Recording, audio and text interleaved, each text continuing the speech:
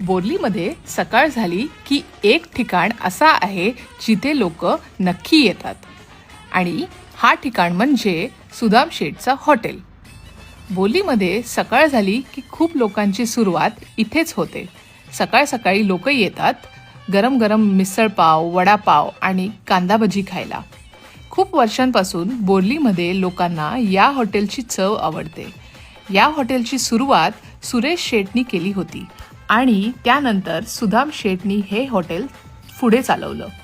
या हॉटेलला पूर्ण 50 वर्ष झाली आहेत. बोरलीमध्ये सकाळी जर नाश्ता बोलायचं झालं तर खूप लोकांच्या तोंडावर हेच नाव पहिलं येतं, सुदाम शेठचं हॉटेल. आज आम्ही इथे तरी मारलेली मिसळ, गरम गरम वडापाव आणि कुरकुरीत कांदा भजी खाल्ली. याची चव खूपच छान होती.